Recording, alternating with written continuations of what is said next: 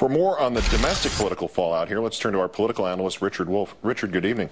Good evening, Keith. If President Obama were to speak out to the extent that Republican leadership has indicated it wants him to, wouldn't Richard's point just then really come into play here that the U.S. would be the issue in Iran in that speech at 3:30 in the morning instead of Ahmadinejad or Mousavi? Well, yes, you would think that would be obvious by now, not least from the comments we're hearing, as Richard Engel eloquently explained, coming from Iran itself and from the regime.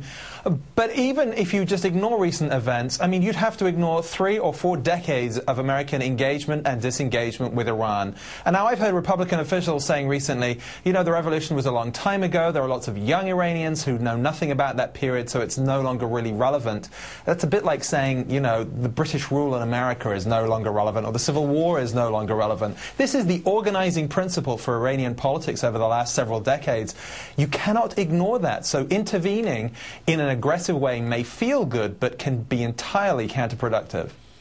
Is this, at this point, we speculate as to what's going to happen next in Iran, what's going to happen next in Washington. Are we on the verge of this turning into a kind of farcical thing, this Republican reaction to it, not unlike that really increasingly, as the days went by, sleazy exploitation of the Russian-Georgian contretemps in late summer last year, and Mr. McCain's involvement inserting himself into that? Are we like that, or is this still just people yelling from the sidelines?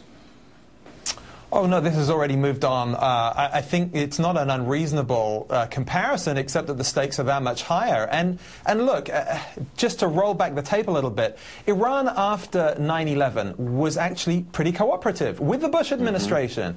And the door was slammed on that by, yet again, tough talk, by the rhetoric about axis of evil. Now, the recent examples are there. And look, around the same time, the Bush administration tried to mess around with the German election and said that Schroeder at the time was poisoning the relationship. Schroeder came back with an even bigger majority than he had before. So, look, the question here is, what is the end game? What do Republicans really want other than to embarrass or harass the Obama administration? If they're serious about Iran, they need to start engaging with their brains here.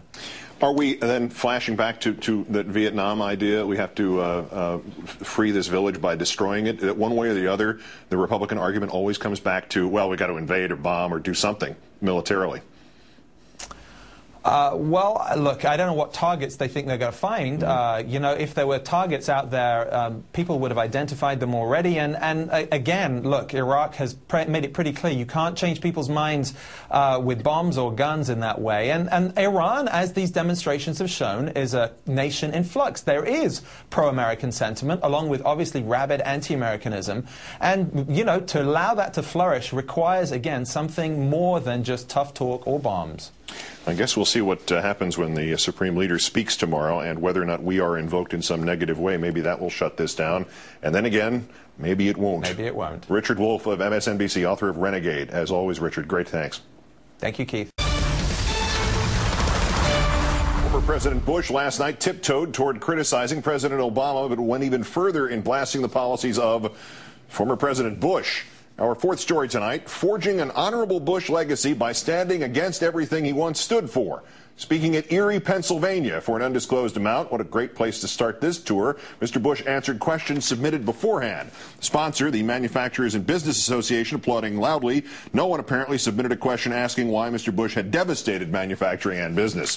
Asked what he wanted his legacy to be, Mr. Bush replied, quote, he protected the country, without explaining how such a legacy might accrue to a president on whose watch the nation suffered its worst domestic attack ever. Mr. Bush, according to the Washington Times, instead explained his last night that on that day, quote, I realized that we were in crisis, and the first thing I do in any crisis is calm. If you're president and all of a sudden the whole world is watching you and you get up and do something precipitously, frighten children, storm out, that kind of movement will cascade through a society. 8 years later, Mr. Bush still having not explained why the sight of him getting up and walking, rather than, say, storming out of a room, might frighten anyone, and apparently unaware, even last night, that the frantic movement of everyone in Lower Manhattan running for their lives was already cascading through society that September morning. On closing Gitmo, quote, therapy isn't going to cause terrorists to change their mind. A, not everyone in Gitmo is a terrorist. B, Mr. Bush himself said he wanted to close Gitmo. Most amusingly, C, it was Mr. Bush who first sent Gitmo detainees to, yes, the Saudi Prince Mohammed bin Nayef Center for Care and Counseling. And D, the Carnegie Endowment found that care and counseling center got 1,400 prisoners to renounce violence. On the economy, I know it's going to be the private sector that leads this country out of the current economic times, yet, quote, I firmly believe it was necessary to put money in our banks. On health care, I worry about encouraging the government to replace the private sector. Plus, you can spend your money better than the government can spend your money. He then left on roads paved with government money, with Secret Service agents paid with government money, covered in case of an accident by their respective government health care plans. Let's bring in Chris Hayes, the Washington editor of The Nation magazine, which, despite the title, is not paid for by your tax dollars. Great thanks for your time tonight, sir. Thank you, Keith. In this man's defense, has he painted himself into a corner to some degree, saying he would not openly criticize Obama while still wanting to defend his own policies, especially because so much of Mr. Obama's presidency is, in fact, fixing those Bush policy mistakes? Yeah, right. I think it's natural to want to defend oneself. And I actually think this entire convention that somehow it's unstatesmanlike or violating some, inviolable taboo for an ex-president to speak ill of the current president is kind of silly. Mm-hmm. I mean, they're private citizens. If they have something to say, say it. I mean, I really would have liked if, say, President Bill Clinton had very vociferously used his political capital to oppose the Iraq War. He didn't do it, So I'm not quite sure where this norm comes from, but I think it's kind of a dumb one anyway. Yeah, Theodore Roosevelt certainly didn't adhere to it in that's right. 1912, 1916, or 1920, come to think of it, or any of those years. Describe for me a world in which history teachers tell their students just this. Not that it's even mixed or that there was, a strong response, but just this, that President Bush's legacy is he protected the country. Do you just skip 9/11 in that sort of construction, in that sort of educational system? Yeah, I guess so. It's the weirdest thing that this is the legacy that they're so focused on, when it is just an objective, empirical fact that no president has seen more civilian deaths from a terrorist attack and terrorist attacks than George W. Bush. I mean, so it's just unclear how that could possibly be, what they want to hang their presidency on. And clearly that's, they've retreated back. I mean, I think they basically, to be honest, conceded everything else, right? I mean, basically the argument is we basically screwed up every single thing, but at least there wasn't another attack.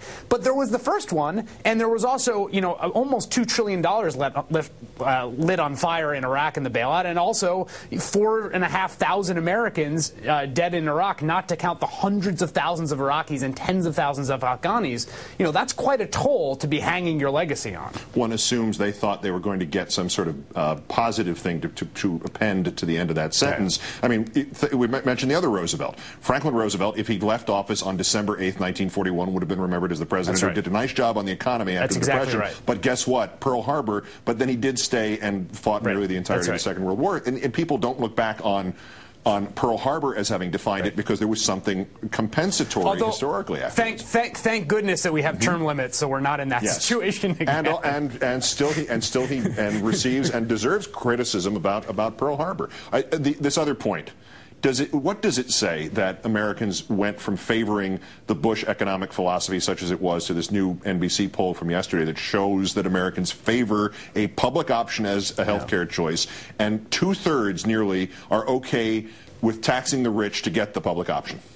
What it shows is that policies and governance matter. This is something that a very good blogger named Matt Iglesias has been hitting home on his blog a lot recently. It's that you can't separate politics from the actual real-world outcomes that those politics produce. And so back when everyone thought that the Republicans were going to have a permanent governing majority, everyone just thought that, they could use their political mojo and magic, and the fact that they were objectively driving the country in the ditch wouldn't matter. It does matter. As Robert Gibbs said today, responding to all this, we had that debate, we kept score last November, and we won. Right. The Washington editor of The Nation magazine, Chris Hayes, still operating independently of taxpayer funds. Thank you, Chris. You got it. Thanks, Keith.